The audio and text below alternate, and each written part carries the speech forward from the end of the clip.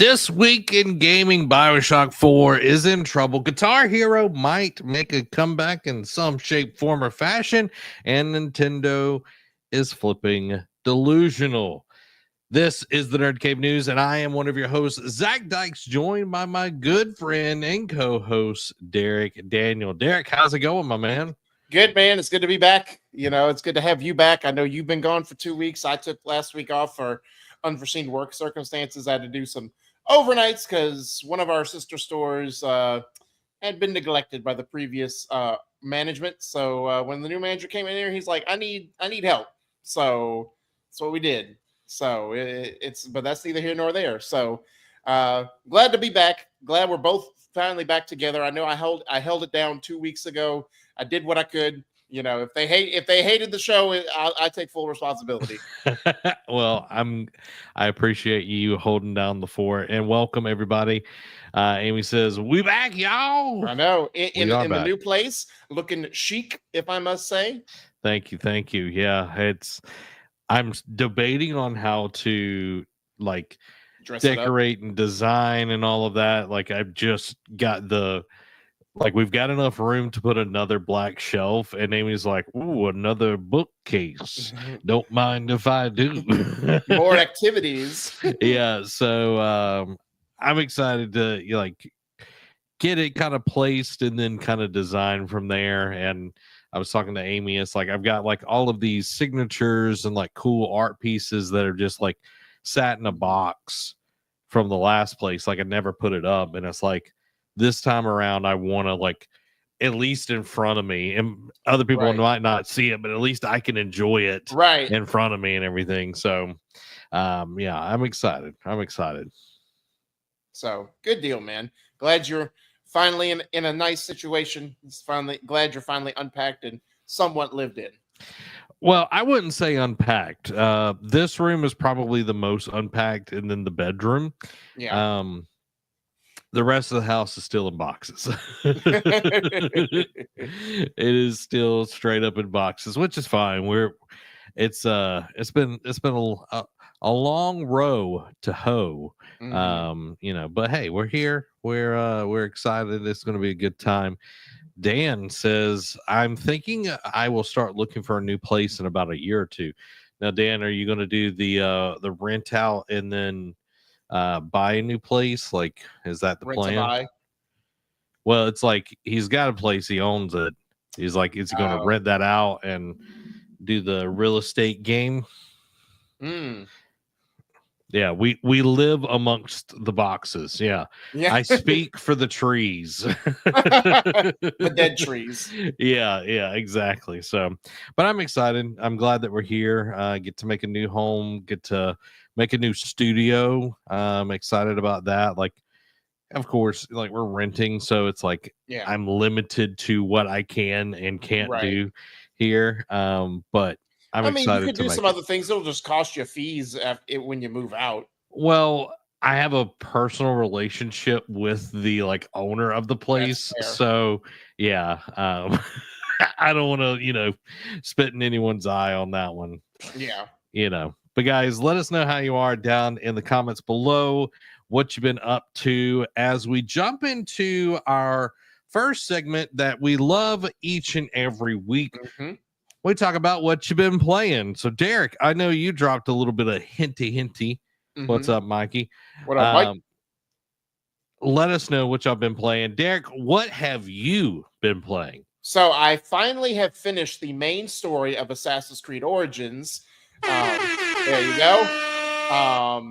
It was a satisfying ending for the most part. Because this was the origin of how the Brotherhood started. Outside of how the symbol was created, it was a nice ending. I feel like the final, the ultimate, the lion, the ultimate head of the order, little lackluster because they built up all these other characters and whatnot, and they touted these pretty much the two lieutenants toward the end, the whole sequence with getting Cleopatra, Julia introducing Caesar and all that. Having that iconic Caesar moment was pretty fun to do. Yep. But it just felt like the main, the Flavius was just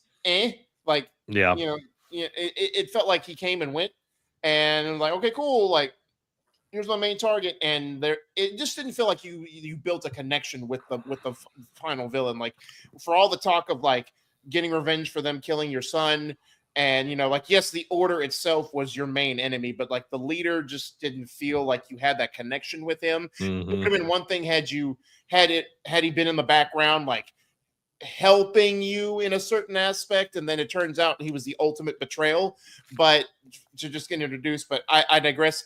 I do like the tragedy of like, it's almost like Romeo and Juliet without the death between Bayek and Aya, where it's like they love each other, they know they love each other, they're meant to be together, but destiny has called them to do other things. And they didn't really annul their marriage or like divorce, but they were like, we just can't do this. But through creating the brotherhood and managing separate branches and communicating like through letters is the way they keep in touch, and like the way they just keep kind of that spark kindling like a little bit, just in case they ever decide to get back together after they've completed their life's goal. But I thought it was a satisfying ending. I did start the first DLC, the Hidden Ones, which does give you a warning. It's like, because you can start it at level 38. And it's like, hey, just so you know, this takes four years after the events of the main story. Are you sure you want to start? I'm like, yeah. And then that makes sense because you see him in that assassin's garb, like, and I'll be honest with you, that's probably one of the best outfits in the game. Like when you get in that DLC, because it's like it's so chic, it's gold, all over the place. So, it's a smaller map. Obviously, it's a DLC, but I played it missions. It's all right so far. But yeah, the ending of the main story, it had its ups and downs, but overall, I was satisfied with how the main story ended. Yeah, I want to say, like, I remember feeling the same way about the last villain. It was like some of the ones leading up to that, like, had way more of, and we talked about this on the show, an emotional impact, or like the jackal, like that still sticks in my mind so well because of the gameplay mechanics, like the way they, like, she was attacking and everything. You mean like the hyena? Yeah, the hyena. Sorry, Yeah, not the jackal. The hyena. And it's like, for that to stick out to me after playing God knows how many video games since then. Yeah. Was great, but I do remember the final boss being kind of lackluster, and being something where it's like we had way stronger, like when it was revealed that, I can't remember the dude's name, but he was one of the people that you were hunting down and everything, and you were like having dinner with his family and everything. Oh, the lizard. Yeah. And it's like that had way more, emotional resonance than the end and everything. So the only good thing about that fight was the fact of that, he uses that apple of Eden, and then like the fight sequence itself was more entertaining than just the interaction. Yeah. I feel like it's like it has to happen. The final boss has to have an apple of Eden. In like almost every Assassin's Creed game, it's like, you fight the freaking Pope, and then in the first one you fight the master that Altair's, the master of it was like the master of that order or whatever. So so it's like, it's just like part of the ship, part of the crew, essentially. Which, Black Flag, will we get a remake? Matt Ryan, we'll see. Almost getting sued by Ubisoft. Yep, I'll say for giving hints of all things. It's like, shut up. I'm like, Ubisoft, you leak stuff worse than your people. Like, shut up. Yeah, you do fight the Pope in one of the Assassin's Creed games. Yeah, I don't remember if it was 2 or Brotherhood, but it's one of those 2. Yeah, and he's not a pushover either. No. Because he's literally using like the apple of Eden, like gives you like superhuman like abilities, and you're able to like teleport and do all these kind of crazy things. So not the normal Pope you would think. No. He's not in this Pope mobile. For me, I haven't really played much, but I have played a little bit of solo Leveling Arise, of course. Three things are absolute: death, taxes, and Zach playing solo leveling. And they did a thing with this K-pop group called Idol, IDLE, I/DLE. So there was like some characters that you got from that, but they're currently like they're going further in the story, like the manga. It's past where the show is right now, which is nice. But they're doing like a what if Gina became a hunter. Oh, okay. Yeah. So she's like a water mage, and she's pretty strong. She's Runs in the family. Yeah, it definitely runs in the family and everything. So I'm enjoying it. Definitely like they're keeping it fresh, which is nice. Constantly adding more stuff to it and everything. And it's just like they're doing like a summer kind of event. They're keeping it fresh, and because like any times when you go to like any of these gotcha kind of games, like if they don't keep it like interesting, it's easy to fall out of it. So right. So it is not the group from the K-pop Demon Hunters movie, which is amazing, Derek. If you've not watched K-pop Demon Hunters, absolutely amazing. Watch it on Netflix, everybody. The music is great. The story is phenomenal. The K-pop Demon Hunters has like a few different groups that are in there. Twice is the actual group that's in there. But the girls that do like Huntrix, which is the fake K-pop group, they're like three different artists. Rose is one. I can't remember the other names. I was listening to Rose earlier, but we've definitely, me and Amy have definitely gotten to K-pop a lot lately because of K-pop Demon Hunters, because it was really, really good, as Dan points out. Derek, I think you would enjoy it. Okay. It's great. I will tout that movie hardcore. We'll tout that movie hardcore, and the soundtrack is great. They're making an Oscar run as well on it. So yeah, and he was like, we've listened to the soundtrack and other actual groups. Yeah, like Blackpink, Twice. There's a lot. It's a lot of good stuff. A lot of good stuff, Derek. I'm really enjoying it.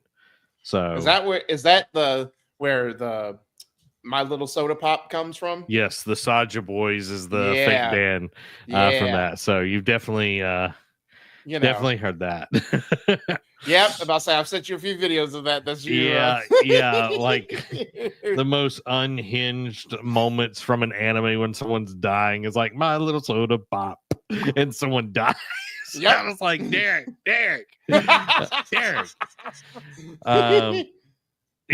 the JJK edit is quite rough on that one. I think that's like one of the first ones I sent you. Yeah. Do the shoulder thing. But yeah, K-pop Demon Hunter is really great. And but yeah, so that's literally all I've been playing, the little bit that I have. Hopefully this coming up week, I've definitely, because of Greg Miller, I want to play Ann Roger. I know it'll take like I've seen that. Yeah, I've seen take like an hour. It's like $3.99 on Steam, and I just want to try it out, Yeah. But that's all I care about. We'll see. That's all I care about, Maybe next week. Y'all. Nate, I think you'll enjoy it. It is a good movie. And I'm hoping that they make more of it, because the story, like I said, K-pop Demon Hunter, the story is great, the music's great, the acting is great. There's good comedic moments, there's good action. Just overall, like the pacing of the movie is really good. And what's crazy, Derek, is there was so much content that got like cut from this movie that it was going to be like 3 hours long originally. Holy cow. There was like 30 songs that they had made for the movie, and they were like, oh, we got to cut it down or whatever. And I'm like, I want the 3 hour long version. No, because of the success of it, they'll do like a Snyder cut version, that guaranteed. Yeah. So, That's all I care for, everybody. That's all I want. Give me my 30 other songs, and let's just have a good time with Yeah, some K-pop Demon Hunter. And what's crazy is like the Saja Boys and Huntrix, like these fake bands have like topped the chart where BTS and other like real bands could yeah, not top like the American charts here. that's insane. Yeah. Dan says, I heard unconfirmed rumors they would be doing 2 more movies. If that is true, I believe each movie will probably focus on the background of one of the band members. That would be dope because it's like we got Rumi, and it would be nice to see like Zoe, and then I can't remember the redheaded girl's name, the one with the deeper voice. What is her name? Huntrix members. Mira. I knew it was something with an M. Mira. So, but guys, we could talk K-pop Demon Hunter. Maybe we should review K-pop Demon Hunter on Eat Sleep Anime, Derek. Maybe we'll see. That's a no. Like, if y'all don't know that about Derek yet, we'll see is a no.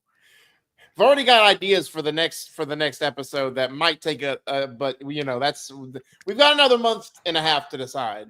Yeah, that is a no from Derek. I'm just letting y'all know. Oh, yeah, I'll see if I'm going to move down there. I'll see. Yeah. Yeah. Still holding that against me, are we? Oh, yeah. Always. Guys, let's get into what is and what forever will be the gaming discussion this week. And first up, Bioshock 4 reportedly getting a narrative overhaul amid development struggles. So a recent internal review at 2K Games found the story for Bioshock 4 wasn't strong enough, leading to a full narrative rewrite. The leadership at Cloud Chamber has also changed. Studio head Kelly Gilmore was removed, and creative director Hogarth de la Plante has been moved into a publishing role. Staff were told the studio needs to become, quote, more agile and efficient, which has led to concerns about possible layoffs. Excuse me. On top of that, a planned remake of the original Bioshock was quietly canceled earlier in 2025. Despite being announced back in 2019, there's still no release date in sight. Rumors mentioned Unreal Engine 5, open world design, and a 1960s Antarctic city called Borealis, but nothing's confirmed. 2K has said, quote, right now we have a good game, but we are committed to delivering a great one, showing they're pushing for something better despite the setbacks. Again, like, yeah, the supposed Bioshock remake being canceled, does suck. Because, I would like to see like an updated, I know they did like a remastered collection of all 3 Bioshock games on the PlayStation 4 and Xbox One early on in that life cycle, but just to see how it would look like on a PlayStation 5, on a Series X and S, on just whatever higher end device that you play on, it is sucks, but at the same time, this is more of the focus is Bioshock 4. And I don't know how you take this. I mean, granted, yes, they're not canceling the game. There is a leadership change that, it is now, I forget how long it's been in development, or the supposedly it's been in development for Bioshock 4, but I think 2K is like, look, we're not canceling it. We still believe in it. We want we want this franchise to come back in a big way and make it impactful. But now it's time to get it, crap or get off the pot. Essentially, it's like we need you to do something rather than just drag your knuckles.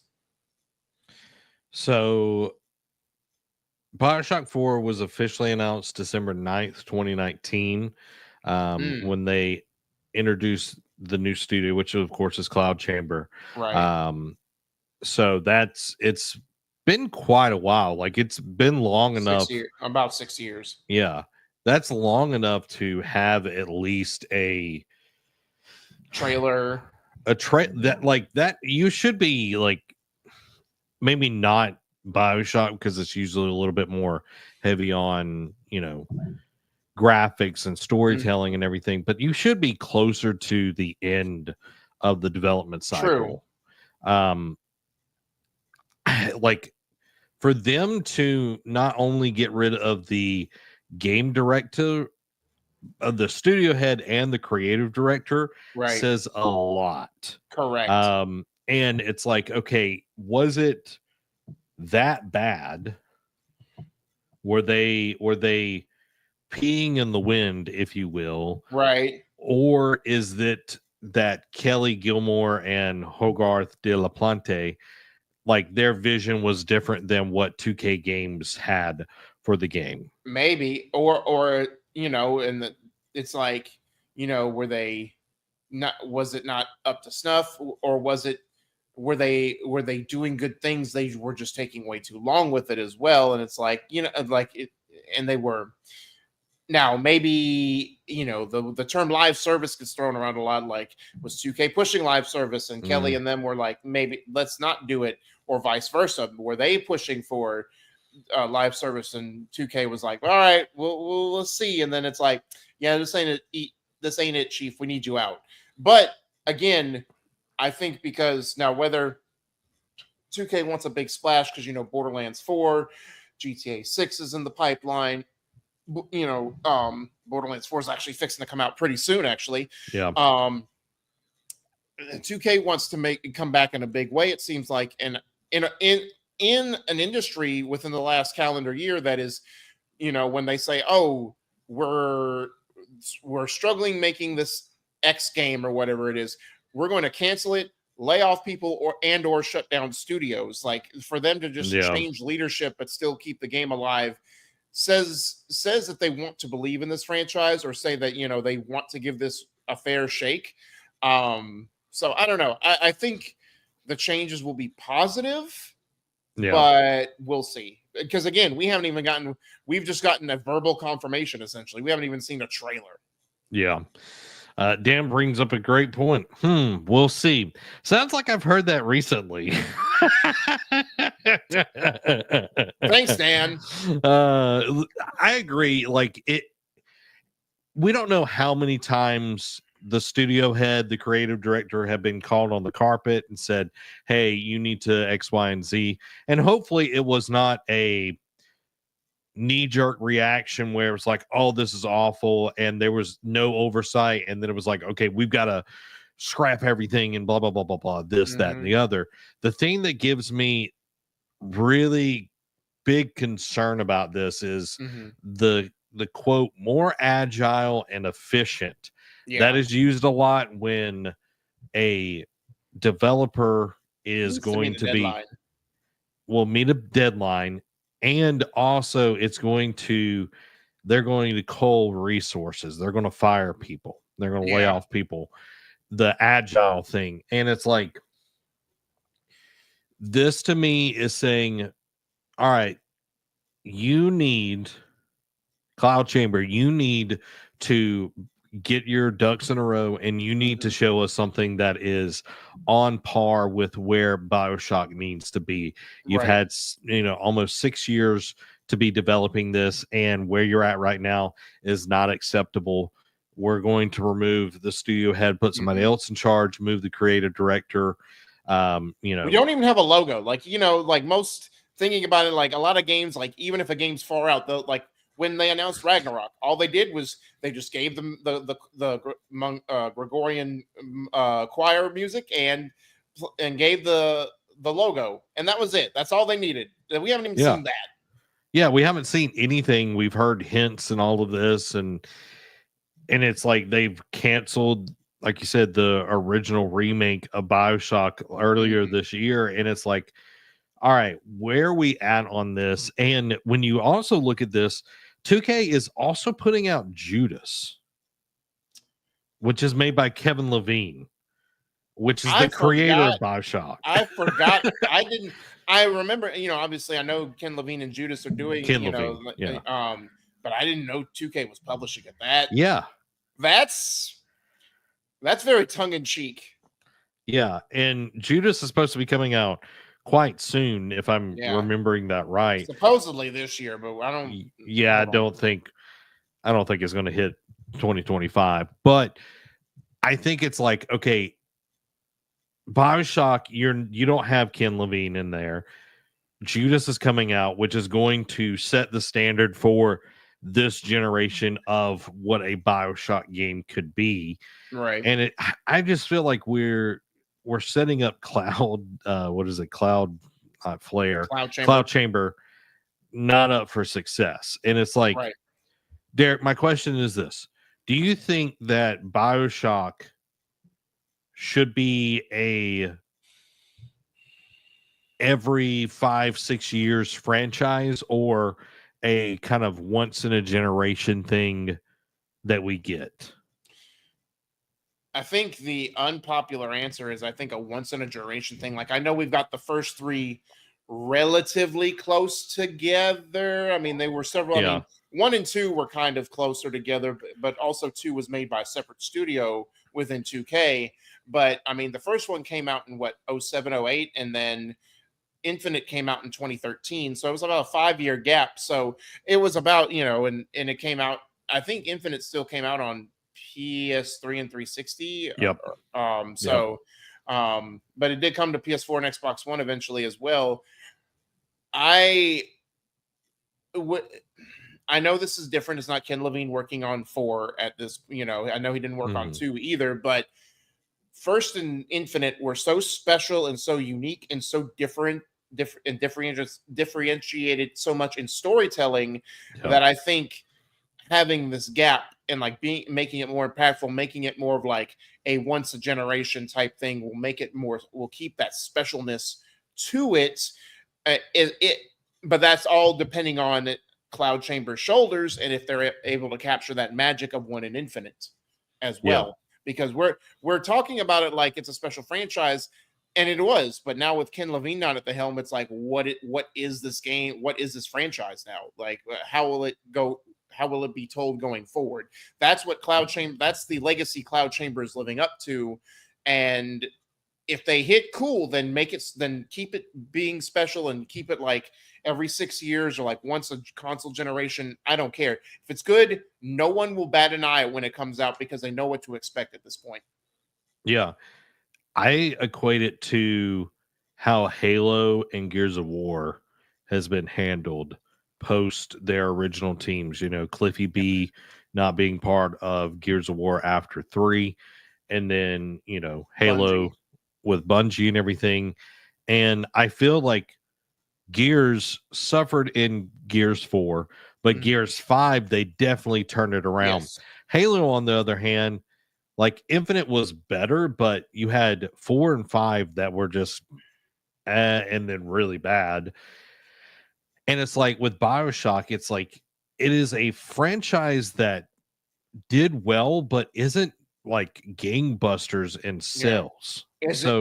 Is it up there with like the GTAs, the Call of Duties, that kind of like Call of Duty is just the money makers at this point. They're not really like all you gotta do is slap it. They don't really care what's in it or what number it is at this point. Like we literally got back-to-back Black Ops games. Like we're on the 7th Black Ops game now. It's like no one cares. They just slap Call of Duty, make it interesting, and it prints money. But same thing with like the Madden and NBA 2K series. But again, like GTA, like it's very hard to implement Rockstar, but at the same time, like that kind of impact, like look at all the PlayStation franchise, like even God of War, like you said, the OG Gears trilogy, the OG Halo trilogy, like can it live up to a legacy of that? Yeah, and it's hard because again, the original people aren't there to do that. And I just looked up, thanks to ChatGPT 5, which is out now. August 2024, the Bioshock game series has reached over 43 million copies sold worldwide, which is a great number. But when you spread that across 3 games and a remaster, it's like that's not as much as you would hope for in this big of a franchise. And I think we hold it in this high regards because of the storytelling, especially 1 and Infinite. And I think maybe, because we're talking here, literally, it's like the narrative overhaul. Maybe that was the big thing. It's like, hey, maybe this is not living up to what we need it to be. This story is lackluster, and I think a lot of times we think of more of the gameplay, but maybe it's like the writing just sucked. Maybe. So, I mean, only time will tell, but also like it is wishful thinking what you just said. At the same time, let's be honest, they have shareholders and investors to answer to, so Yeah. they will probably care about the narrative to an extent, but at another extent, like, you know, again, like agile and, you know, more fast paced, it's like, we promised our investors something, so we need you to put this game out ASAP. Yeah. Yeah. And that goes to Michael's comments here. Call of Duty is rinse and repeat every year, Mm-hmm. but still make billions, so they aren't going to change anything. Correct. Yeah, and that's unfortunately the state of a lot of AAA gaming right now. Is we're not going to necessarily innovate on new franchises or take a chance. We want things that are concrete. You know, we see it with Xbox canceling Perfect Dark, you know, them getting rid of Tango Gameworks, and, you know, Redfall Canceling should, Everwild. yeah, Everwild, Redfall should have never came out. But it's like we see that over and over again. PlayStation, you know, went heavy on live service. Now they're pulling back and canceling a lot of those. Mm-hmm. And it's just, you know, Embracer Group, you know, definitely put themselves over a barrel, you know, in the last year or two with trying to buy so many studios and then not having the funding for them. Right. So it's like everybody wants a surefire thing, but it's like art is not surefire. Gaming is not surefire. Any kind of creative endeavor is not like guaranteed to be successful, you know? Right. And that's just the thing. And when you have something like Call of Duty, Fortnite, when Roblox, when you have something like that, it's like, oh, this is what everything else should be, and then you're just an imitator. You know. And you know, even some of the stuff that's great for you doesn't do the same as like your crown jewel. Like, again, back to the example of 2K games, GTA, like GTA like 5 is probably sitting on the throne by itself in terms of money. Like, only Fortnite can probably sniff it. But even Red Dead Redemption 2, like, when it came out, it did gangbusters, but the online didn't even sniff what GTA Online did. So, I mean, again, you can make a successful game, but it doesn't do great as like your best work, essentially. Yeah. And unfortunately, you're always going to be compared to the last thing that you did, your last performance, you know, your last game. Then that's referring to sports. Yeah. And it's like it's hard to top that every time. And especially if a developer is trying to do something new, innovative, they're trying something different than what they've been known for. Like, think about Guerrilla Games, dude. Like, they were known as the Killzone, you know, group, and then they come out with Horizon. Like, them PlayStation was in such a different place at that point in time where they trusted their developers, and they allowed Guerrilla Games to do something totally different. And again, Killzone wasn't doing gangbusters by any stretch of the imagination. Like, it was a good looking game, but it wasn't impressive gameplay or story. But it was like, okay, we could, you know, make you more agile and efficient, and you could keep making shooters that, you know, make it more double A kind of studio. Or let's take a chance and let's see giant robots that you fight that are dinosaurs. Right. And now you can argue it's one of PlayStation's top studios now because of the 2 successful games. Yeah.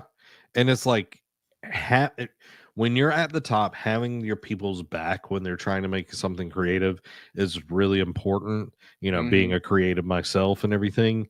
True. And it's like, that's hard to come by. And with finances getting, you know, much more strangled in these corporate places where they want guarantees, it's a lot harder in this day and age.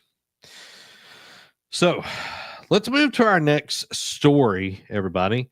Let's talk about a little bit of Guitar Hero, which I never thought I'd be, you know, talking about Guitar Hero in like a modern sense. Guitar Hero veterans announced plans for new rhythm game revival. What if your favorite Guitar Hero creators are back and building something new? The original minds behind Guitar Hero and DJ Hero have launched a new studio, Red Octane Games. This marks the first time the Red Octane name has been used since it was shut down by Activision in 2010. At the helm is Simon Ebinger, a former production director on the Guitar Hero series and a longtime Blizzard exec, with original Red Octane founders Charles and Kai Huang returning as strategic advisors. But this isn't a Guitar Hero reboot, it's a spiritual successor aiming to reinvent the rhythm game experience. The team is focused on creating something more emotional, more connected, and rooted in the pure joy of making music. The game is now in early production with a full reveal expected in 2025. It's backed by Embracer Group's free mode division, giving it creative freedom and strong support.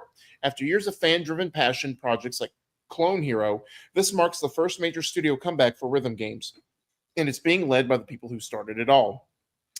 And again, like you said, we never thought in 2025 we'd be talking about it, because the last time, whether it was just to retain the IP or like try and capture the flame, or letting lightning strike lightning in a bottle twice.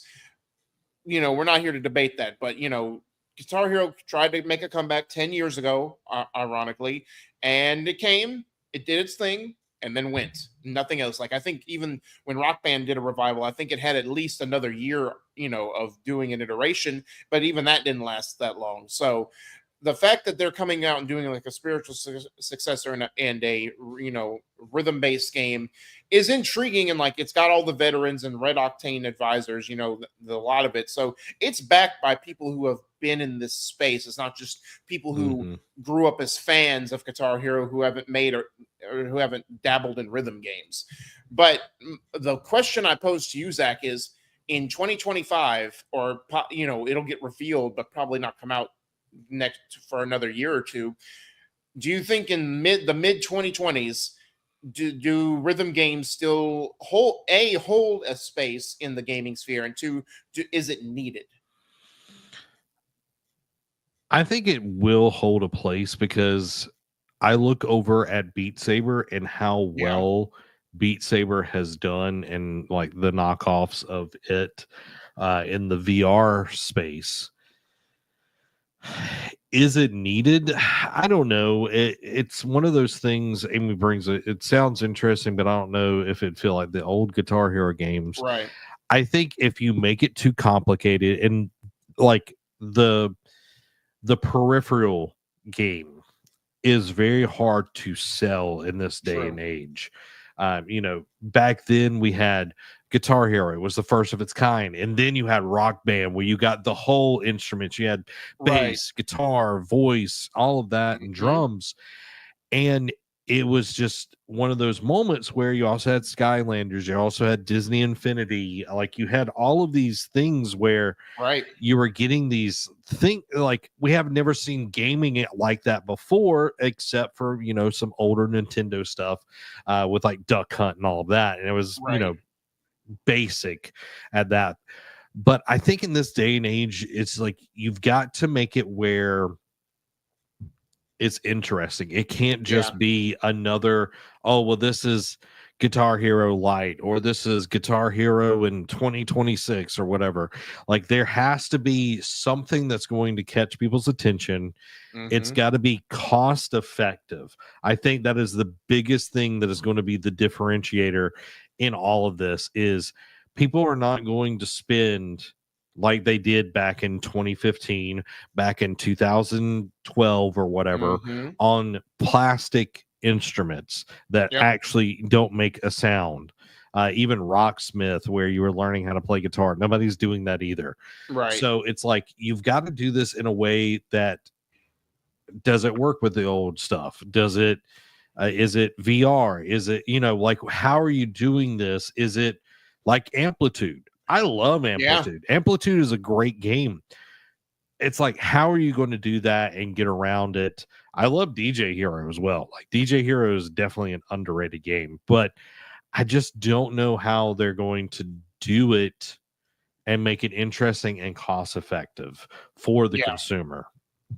So, and that's my point. That's, some of my similar thoughts as well. The peripherals are going to be a huge thing. And, again, with everything going up, and again, the dreaded tariffs, looking out, on the outer sphere. How much will this impact? Because, obviously they're not going to make it in house. They're going to have a lot of the parts imported. So it's going to cost even more of an arm and a leg than it normally does. So, and again, like you said, like, does this, like, do you want to take up space in your house, with this? And like, again, obviously kids will be kids and they're interested in things for like 5 minutes and then they go on to the next thing. I mean, with TikTok, it's made it even worse for the holding their attention span. So it's like you spend upwards of $250, like depending on what kind of bundle you have or what bundles they will have with this rhythm game.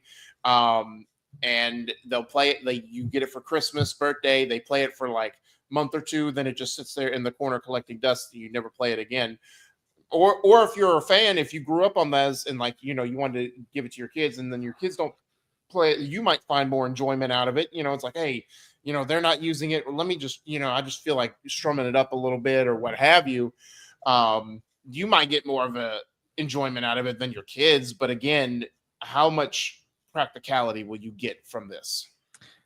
To go off of that point, Derek, I bought Rock Band 2 back in like 2015, 2016. Yeah. When it came out. It was 2015. And I remember it was like, oh my God, Rock Band 2.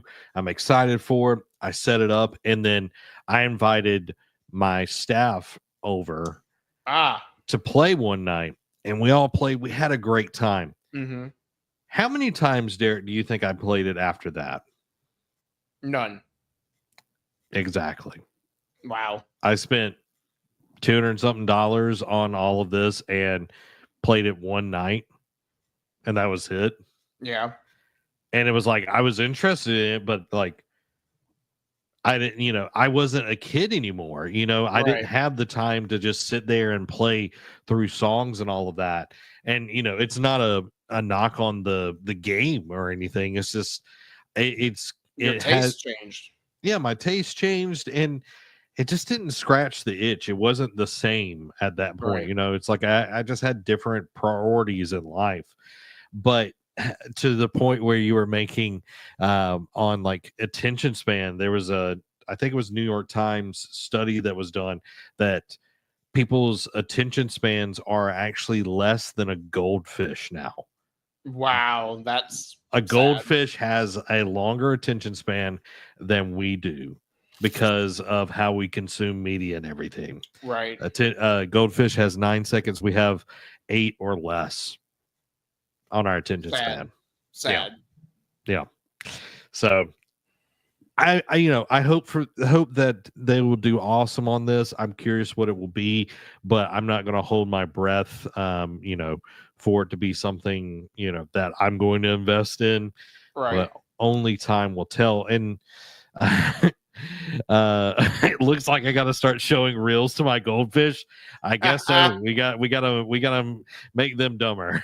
We're not going to be able to make ourselves smarter or attention spans better. We just bring everyone else down to our level. Exactly.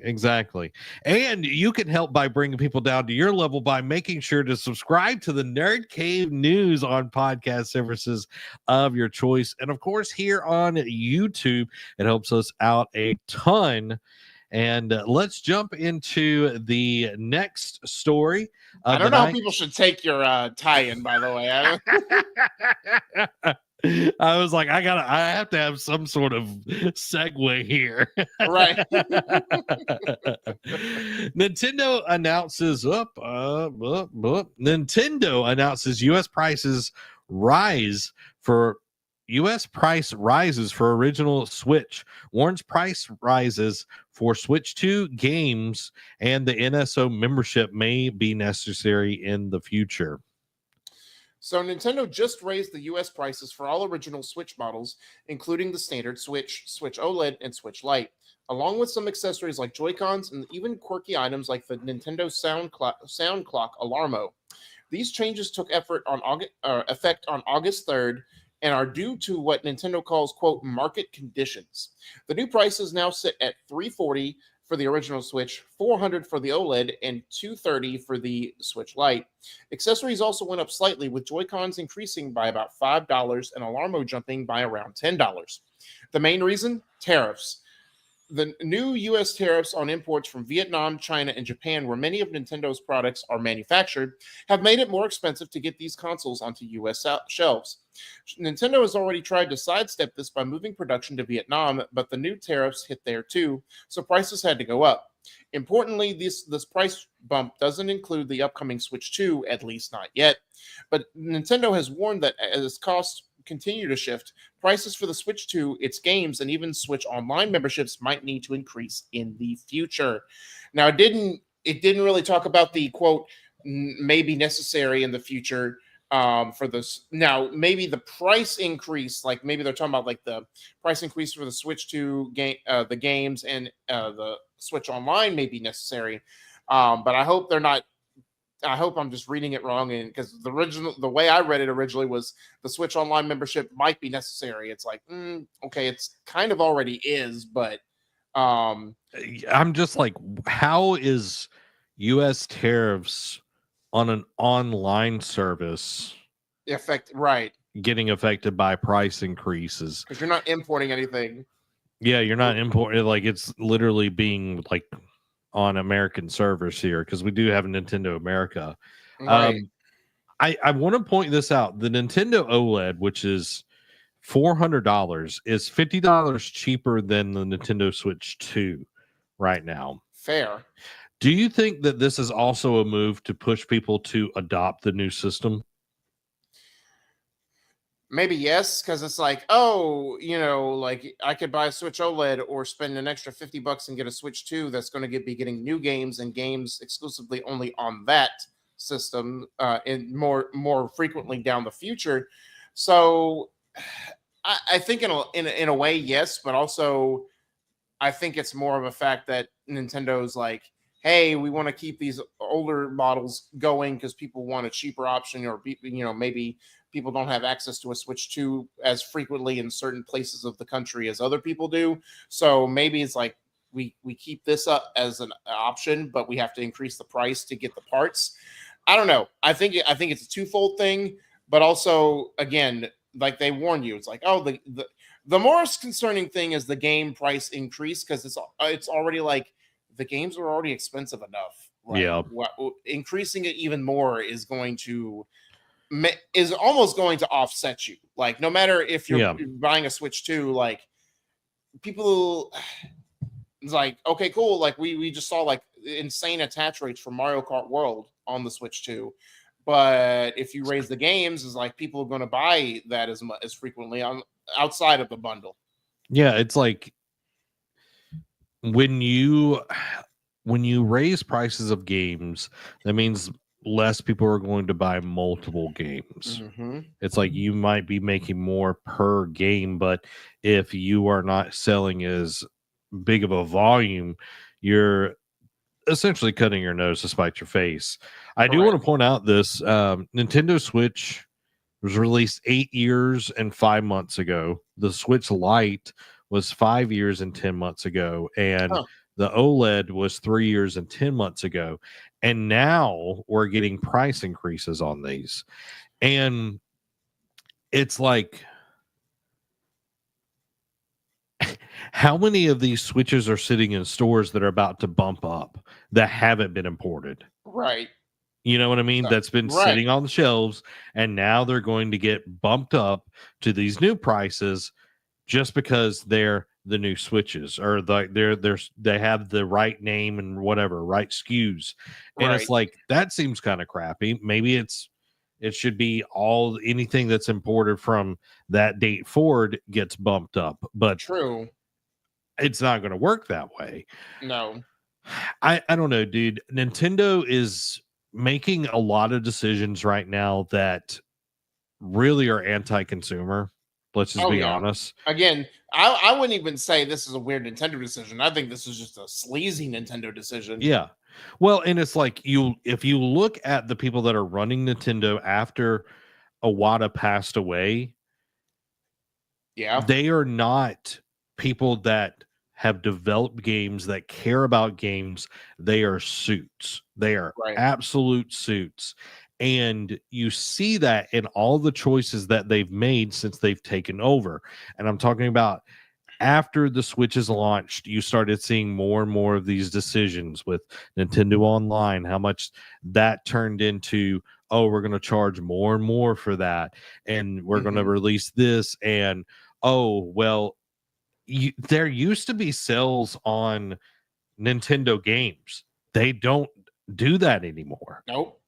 Nothing goes on sale anymore. So it's like they've gone to this extreme where they're only about the bottom dollar. They're not about the consumer. They're not about having fun. They're about making as much money as they possibly can and squeezing us like a rag and trying to get every drop out. Exactly. Yeah. And to Amy's point, yeah, they can't use tariff excuses for everything. This is the new COVID excuse. I was gonna say, like, she's right, but do we not remember the COVID excuse? Like every time, it's like everyone's like, when stuff gets delayed or stuff doesn't work, it's like, oh, COVID, oh, we're still battling COVID. I'm like, it's 2022. How much battling are you still doing, my guy? Like, yeah. And to Nate's point, this is the first time I've ever seen an older system go up in price as well. But don't worry, you'll get a price increase, but the trade-in value of GameStop will go down. Yeah. So, well, and it's like you think about it. Usually, and again, I know tariffs are getting impacted on different things, but how long have they been making the switch? Again, I said like 8 years. And we're going to increase it. I know you're using less expensive parts because you've been able to figure out different things on that. You're, have the manufacturing down. There's no R&D on this stuff at this point. Right. It is completely, other than the stuff that is taking to make them and ship them, you're making pure profit at this point. Correct. And the thing that gets me the most is how many people are going to be like, oh, well, $450 is a lot. Yeah.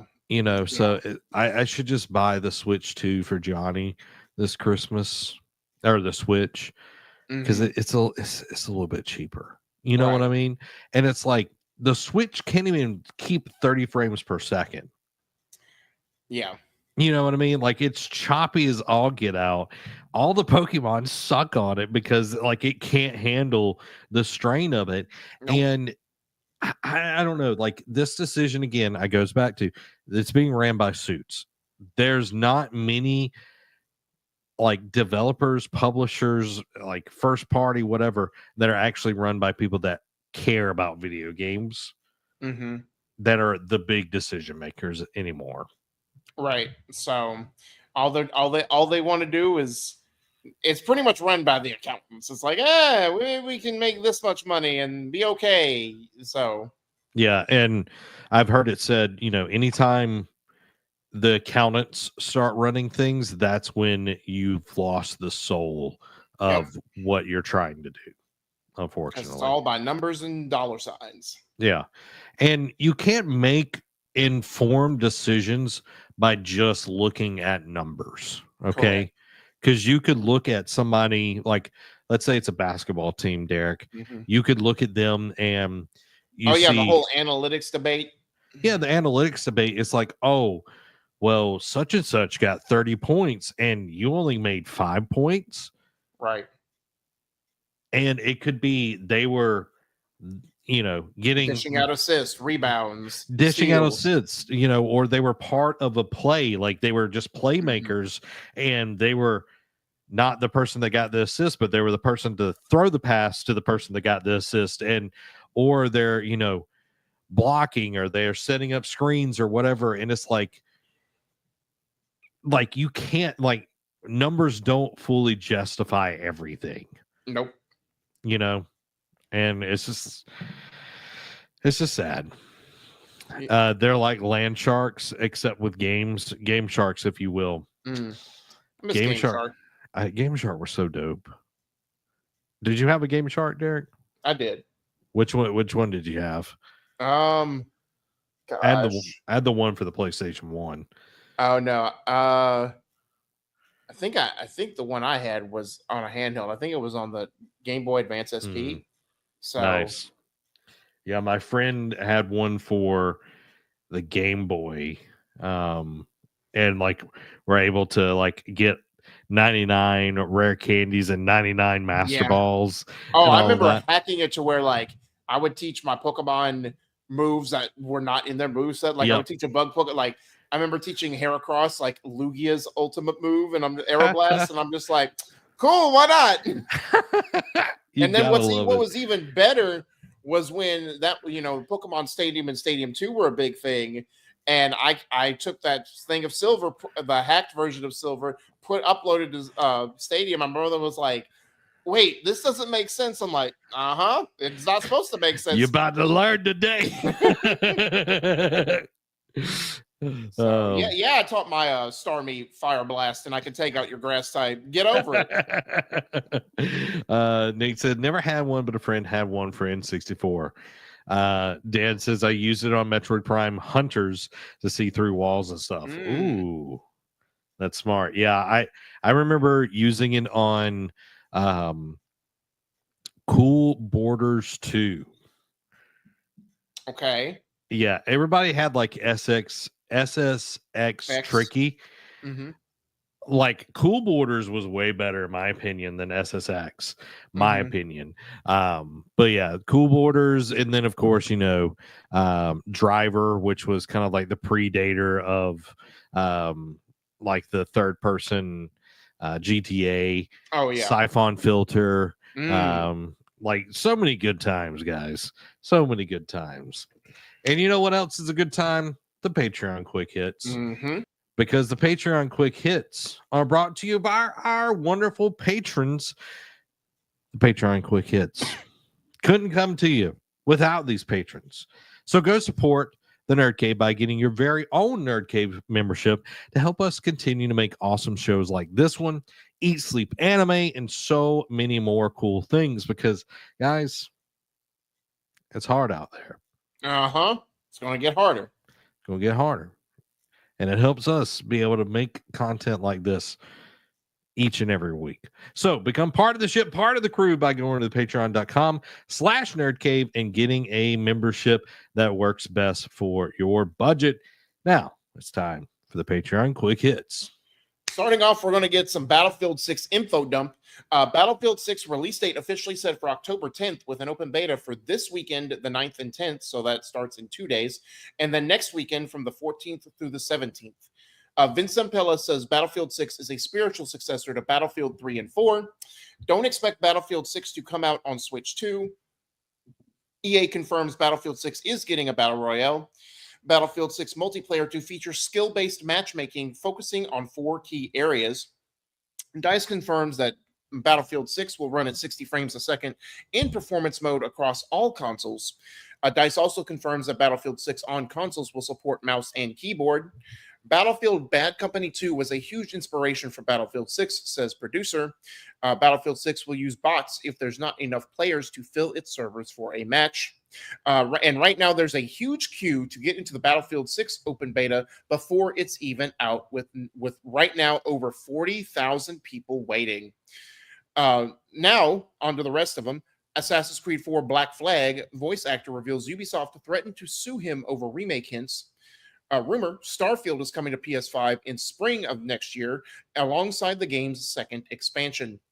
MasterCard denies it pressured Steam and itch.io to delist adult games.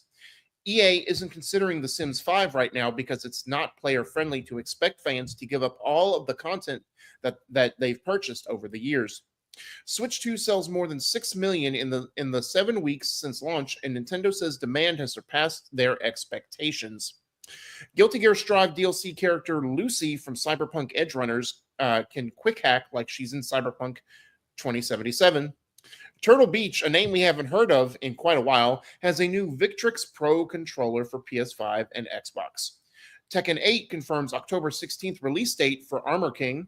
Silent Hill F writer confirms the game will feature 5 endings in a new game plus mode. Bloober Team confirms New Game Plus mode for Chronos: The New Dawn. Apex Legends TV/film adaptation possible, as EA is pretty motivated to expand the franchise beyond games. Apex Legends Showdown adds Legends Amps, Elite Weapons, and Wildcard mode. Marvel Token Fighting Souls closed beta confirmed for September 5th through the 7th. Microsoft celebrates Rare's 40th anniversary with a limited edition controller and a Sea of Thieves virtual hat weeks after Everwild cancellation. Call of Duty QA workers win first union contract with Microsoft after 3 years.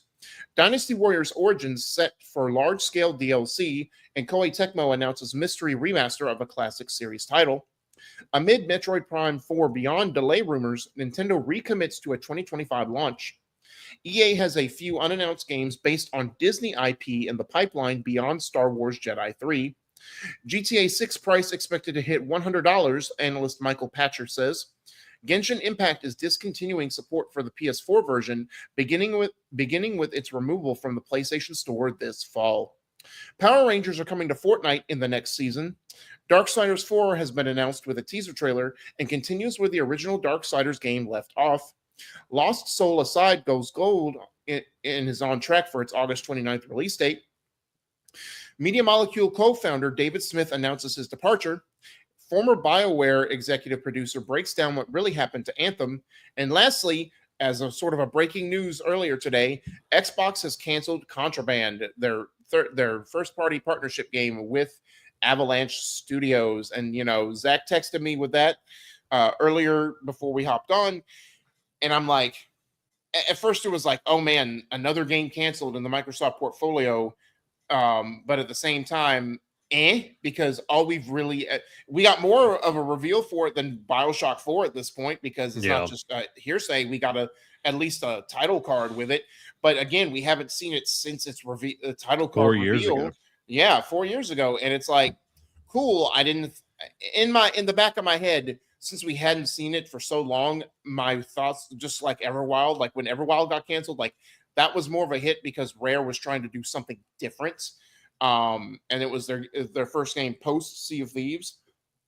So, but again, Contraband was just like, we didn't really see anything. We saw more of Everwild than we did this game. So it wasn't a surprise that it canceled it. It's more of a hit on Avalanche than it is Microsoft in this instance. Yeah.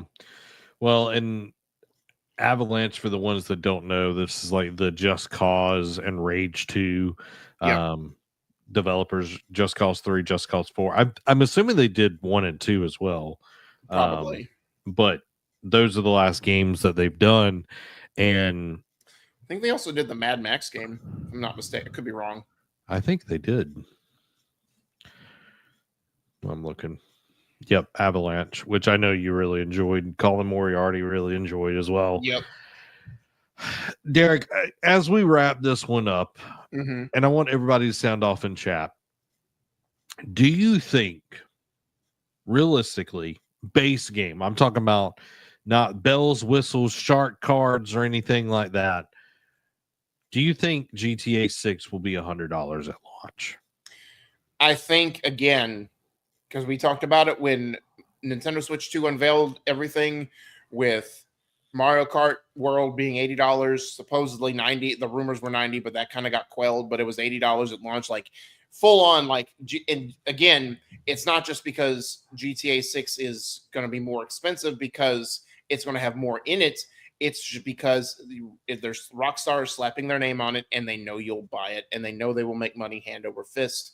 So do I expect, will I be shocked when they officially unveil, like when they do the release date and the price point? No, but will it still be less of a disgust? No, it won't. It's just like, yeah, I expected, but you're still sleazy for doing it. So yeah, at this point, because we haven't talked about in a while, like I know there was, when it first came out, it was like rumors all like for a couple weeks in a row, and then it's kind of quelled since then. But now this is picking up because it's kept being the point of emphasis, and like people keep bringing it up as a focal point. It'll be $100 guaranteed.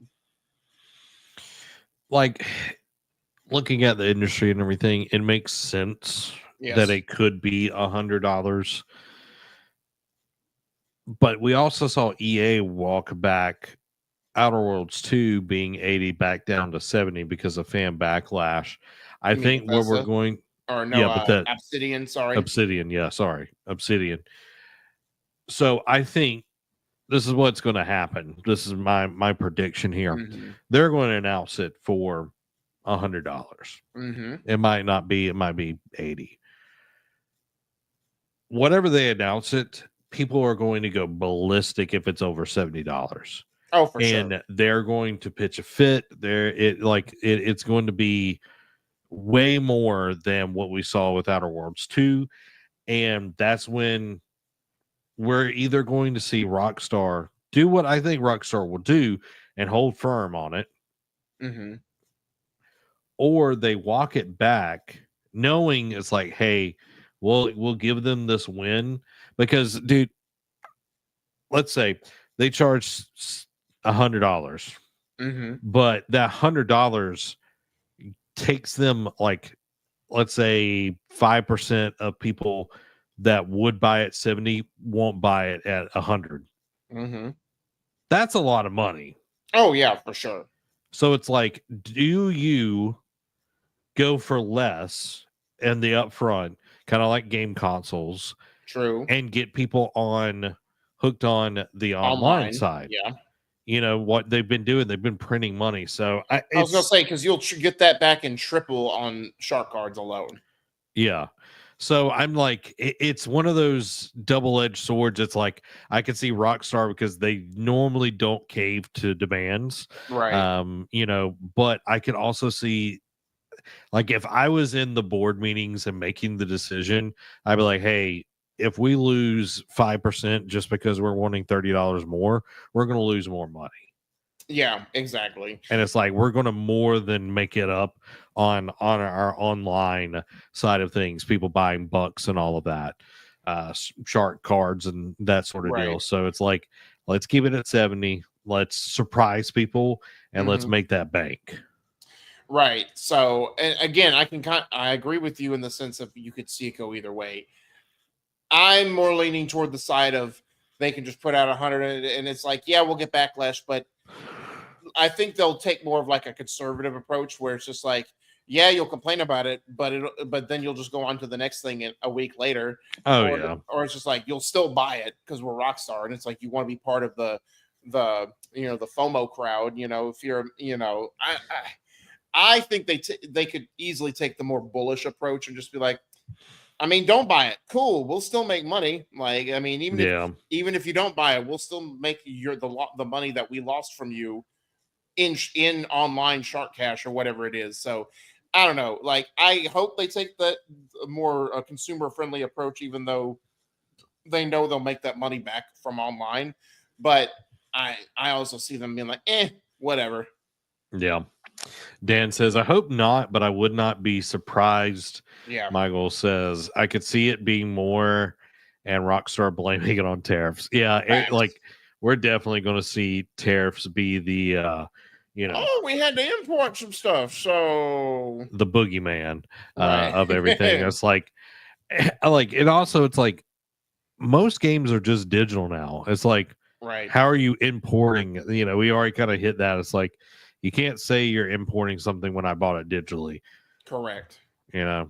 Anyway, well, that's it, everybody, for the Nerd Cave News. We hope that you enjoyed it. We'll be back next week with more awesome content. So make sure to hit that like and subscribe button and go over and support us over on patreon.com/nerdcave. It helps us out so much, even on the free tiers. Guys, go support. Go show all the love, all the places, and make sure to check out our awesome Eat Sleep Anime content that we're putting out as well. We love you. This has been Zach and Derek. Y'all have a blessed week. Bye-bye.